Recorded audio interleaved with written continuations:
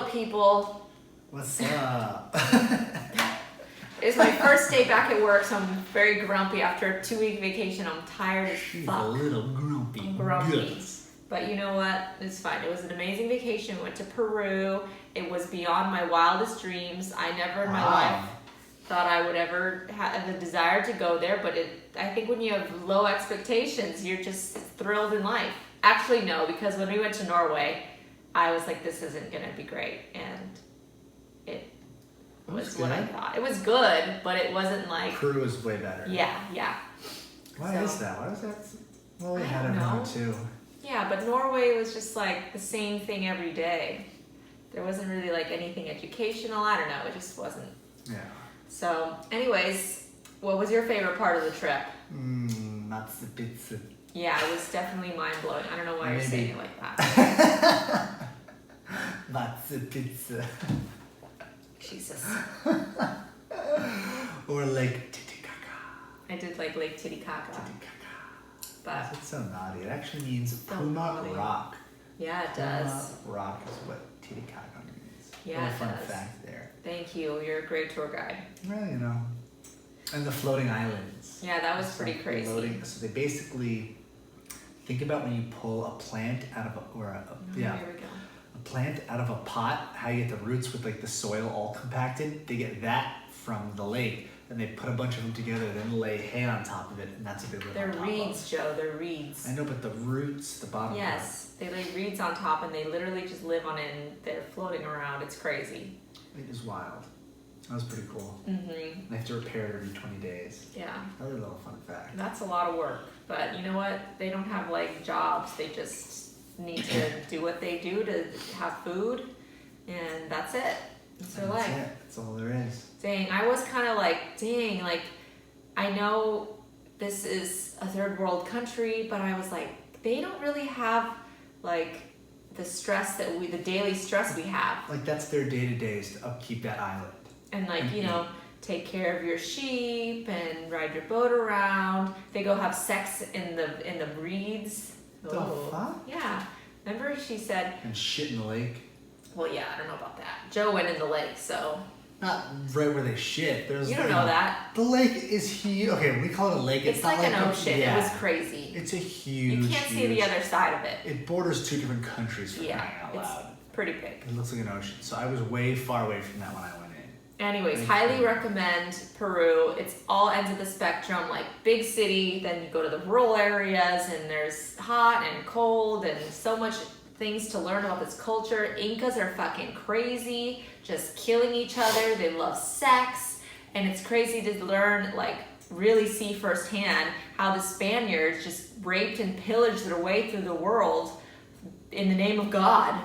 That's right. In the name of God. So, yeah. Props, Catholics. What? The power of religion right there. I know, right?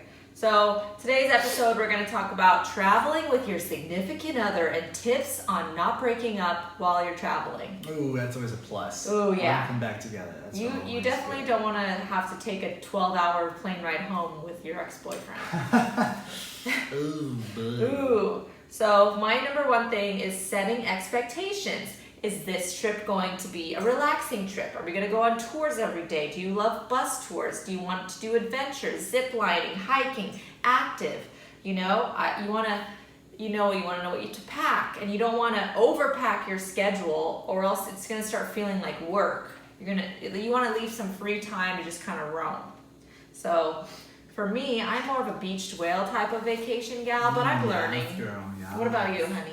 I mean, me too, but I like to do active stuff Yeah, as I like well. to plan a couple things here and there just so that we have some direction, something to look forward to. But I also enjoy the times when we're just wandering around. Like, remember Hawaii? And we were like, oh, what's this weird Japanese village underground?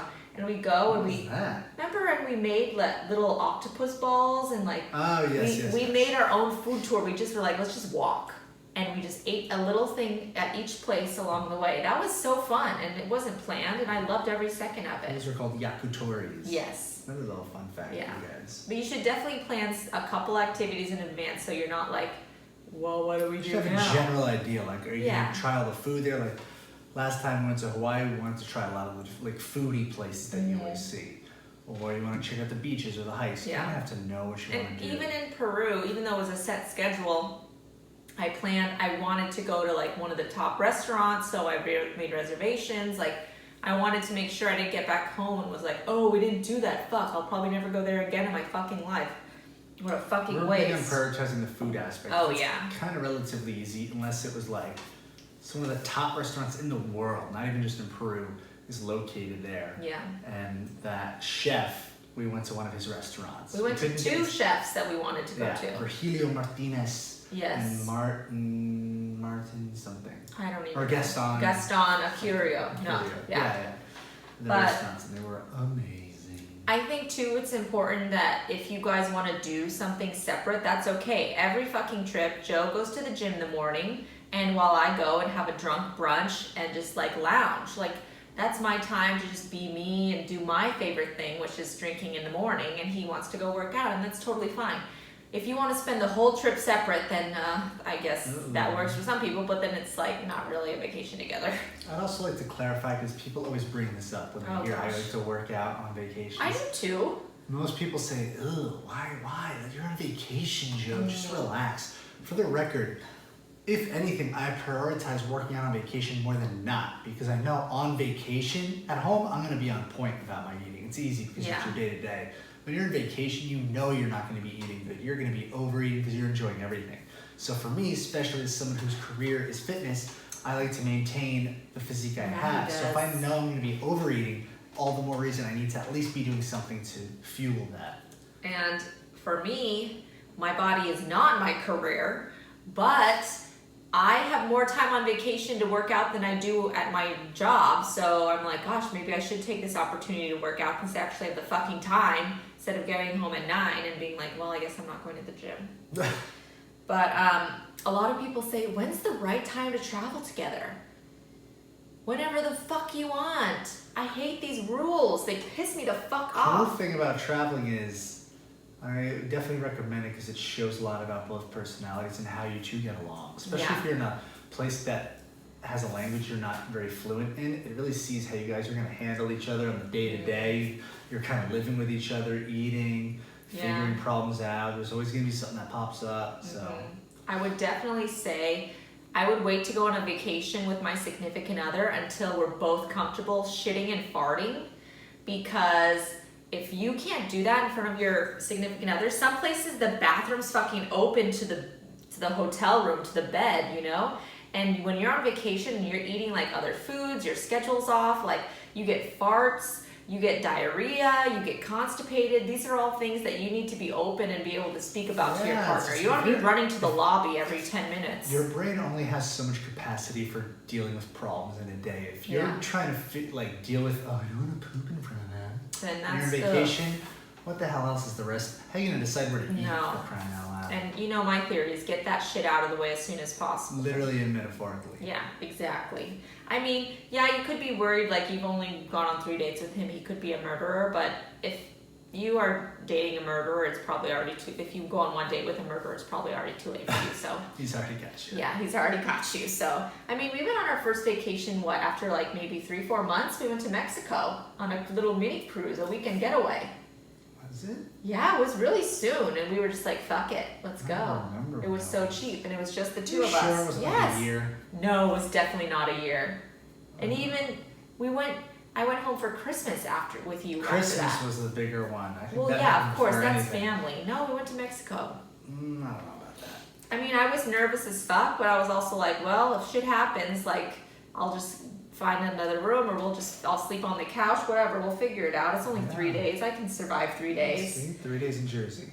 But I would definitely say if it's a first trip, maybe plan something closer to home. So if you need to Uber, as long. Like, don't plan a month of travel. If you're gonna do it within the first year of dating, I mean, you could do it a week, whatever. But I'm saying maybe do like a shorter 3-day or something first. A weekend getaway close to home, so you could still Uber and get away from the fucker. Yeah, just go local. But I think you also need to just recognize, and we need to do this too. I have to remember this: is that things can always go wrong on vacation, and they will. Like, you'll miss your flight, you'll miss the train, it'll be delayed, but just like your reservation won't go through. But just take that opportunity to be like, well, you know what?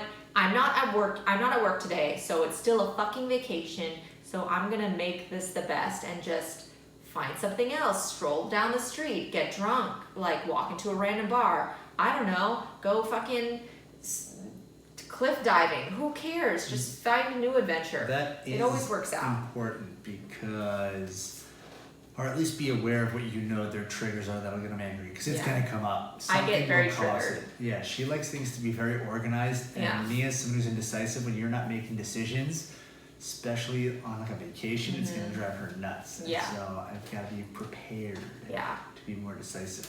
Yeah. And I'm getting better now. I'm just kind of like, okay, well, oh, sorry, I burped. This didn't work out. So let's just find something else. I'm still on my fucking vacation. I'm gonna fucking live. And as long as you get me a cocktail and some French fries and ranch, I'm ready for anything. So the next thing that's a big issue is money. And you have to realize some people, we still have this issue, especially now that we're sharing a bank account. Well, I prefer the more expensive things, and when I'm on vacation, I'm more of a YOLO, let's fuck it up, let's live our life. Splurge. Because it's a once in a lifetime. So I'm like more willing to just go all out. Like I don't need to travel first class. I would love to, but I'm gonna be fine. But I think this is something your aunt said, is that when they all travel together, they just put in all equal amounts of money, and when they go out, they just use their like shared fund of money until it runs out, and they are like, oh, we only have this much left, so they know, but they're not every dinner counting like, well, you owe this percent, and you owe this much, and you owe this. So I think that's smart. We should, we don't have to worry about that. We have a pool of money, but I think that's cool when you go out with friends or something. I think you just have to at least speak to me, because I'm a little more on the stingy side in terms of just like being more cautious. You really have to, I don't know if being prepared to spend more than you're expecting is the word, but you have to have some cushion. You have to have a cushion. There has to be. You have to. Don't just think, all right, I paid for my hotel, No. a lot for some food and some rentals, and then some souvenirs, and that's it. Because there's so many. You gotta just, even if it's not splurging, just factoring in expenses you don't expect, like tipping. There's so many random people you have to tip, from drivers to hotel people to cleaning people, whatever it is. There's always, you gotta factor that in, and then for each day, for how long you are, or if you're feeling good one night and you have a couple extra drinks more than usual, you decide to go to a fancier restaurant, you splurge even more. You just you have to be prepared to make a cushion of what to spend even beyond what you were expecting. Otherwise, you're not ready to go on a trip. And even if you did, you could just say, I'm gonna go super fixed and not overspend. You could enjoy it, but it's still gonna limit your fun. Because at some point, if you're already willing to pay the flight and the hotel to enjoy that What's trip, an extra couple $100? you have to be willing to part with that little bit extra. It doesn't have to be a huge splurge, but a little bit more extra, because you're already making the trip. You might as well enjoy it rather than, well, I didn't get to do that because I didn't want to pay for it, and I didn't get to do that either. Yeah. So for us, like, if we've already been to the place, like Hawaii, remember we ate in our hotel room, went to the grocery store, like, we didn't go all out because we were like, we've already been here before. We just wanted a relaxing vacation, and the food wasn't as, we had little bites here and there, but we weren't eating out every fucking meal. No, we tried to save where we could. I was definitely more limited compared to if we were with our family. We went and done a lot more things. Yeah, but we were like, okay, we need to save money. Like, it was right after we got engaged. We were like, okay, let's just like go enjoy this vacation, but we can eat a fucking rotisserie chicken. I'm not gonna, I don't fucking care. That's right. We, save some fucking money. I'd rather save up on lunches to splurge on dinners. Yes. You can do little hacks like that too. Save in one area where you don't care because you'll be at the beach all day, rather than like, oh, let's go to that one meal lunch restaurant. Yeah. That just basic lunch restaurant to grab some burgers, which is still going to cost you a lot. No, I'd rather just go to the local grocery, get some cheap stuff, eat it, and then let's use that money towards a nice day. And for me, we went to the store and immediately bought my own rum and my own wine so that I could have my drinks in the room or pack it with me in my own glass. Drinks add up. Yeah. You're talking usually $10 a drink. Or $15 to $15. Yeah. So definitely buy your own bottle of whatever drink for like $20 and just get mixers and make their own cocktails. I was making my own Mai Tais in the morning. I was like, yes, bitch, bartender Alexis is fucking here, and I can make them as strong as I want. By 11 a.m., I was like, And again, doesn't mean you have to never drink somewhere else, but it Yeah. offsets the spending a little You bit. know, I didn't have a blender, so when I was like, ooh, I would love a lava flow, I went and got my fucking lava flow, okay? Oh boy. Okay? So, the last thing, the most important of the evening, have lots of vacation sex. Oh, of course. Couldn't go on an episode without talking about the smoochy smooch. Of course, it's an opportunity to have sex with a stranger, pick someone up in a hotel. Oh boy. Come on, babe. It's always exciting to get out of your routine, and Oh, God. it's always more exciting to have sex somewhere else other than your normal bed. It's just I like, could be a howly bakaliki man. oh my god. Or it can be No, it's a change of your environment. Peruvian man. You're gonna have sex in your house every fucking I'm day. a Peruvian floating island fire. Yes. Ooh, ¿Cómo no. estás? I was a Peruvian hooker. It's going to cost you 10 soles. Yes, I'm the cheapest hooker it's ever known. Oh my god. It's instead of a donkey show, it was an alpaca show. Oh my god, you're sick. Sick. Watch her knit a sweater with her. Yeah. Yeah. Watch out, mother flowers. Oh my god. Mm-hmm. All right, that's all my pretty much tips. it. There you go. You use it up. Happy drink it banging. up. Out of all those tips, yes, happy banging. Forget the money saving. Happy banging. Hey, Spend the money on them. That's a free activity. Right? That's true. That's you already true. paid for it with the hotel. Unless Yep. you want to be like a freak. You can go on the beach or something. No, balcony. Oh, there you go. The Balcony. balcony. Look at that bonus. You just got a 2 for 1. There you go. This is balcony. All right. All right, sweet dreams.